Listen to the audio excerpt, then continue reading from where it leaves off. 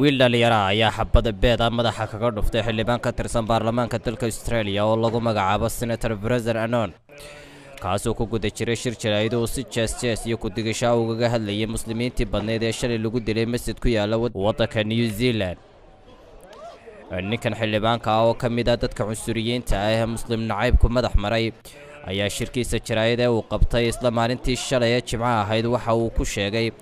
kuna dooday in bulshada muslimiintu yihiin dad qaxoonti ah oo dambiyo badan geysta isla markaasna fuliyo weerar argagixiso isagoo xusay in weerarkii shalay lagu qaaday masjid ku yaala New Zealand uu ahaa mid ka dhashay sida uu hadalka u dhigay dambiyada ay dadka muslimiinta ahi fuliyaan oo abaalkooda lagu marinayo. hase yeeshee xildhibaankan cunsuriga ah oo ku dhex jira hadalkiisan xambaarsan cunsuriyadda iyo islaam nacaybka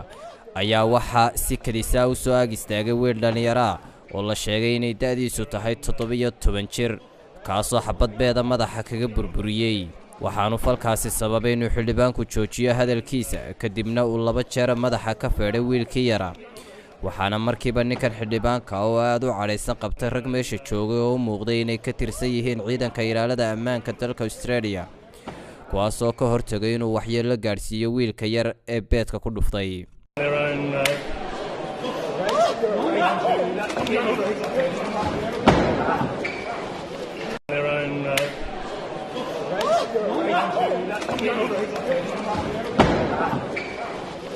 hadalkan ka soo baxay ninkan xildhibaanka ah ayaa si weyn looga cambaareeyay gudaha dalka Australia iyo meelo badan oo caalamka ah iyadoo ra'iisul wasaaraha Australia Master Scott Morrison oo saxaafadda la hadlay Sabtidii maanta uu ku dhawaaqay inay mooshin ka dhan ah ninkan xildhibaanka ah u gudbin doono baarlamaanka dalkiisa si looga qaado tallaabada ku habboon iyadoo ra'iisul wasaaruhu sheegay inuu hadalkan ka soo yeedhay xildhibaanku uu yahay mid ka baxsan anshaxa loona dul qaadan doonin in qof muwaadin shicib ah hadalkaas oo kale uu ku hadlo iska dhaaf mas'uul qaran oo xubin ka ah baarlamaanka Australia.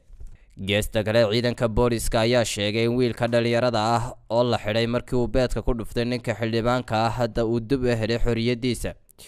iyadoo aan wax dambi ah lagu soo oogin waxaana muuqatay in wiilkan yari oo shacbiyad badan kasbaday kadib markii baraha bulshada lagu faafiyay muuqaalka laga duubay markii uu beedka ku dhuftay xildhibaanka cunsuriga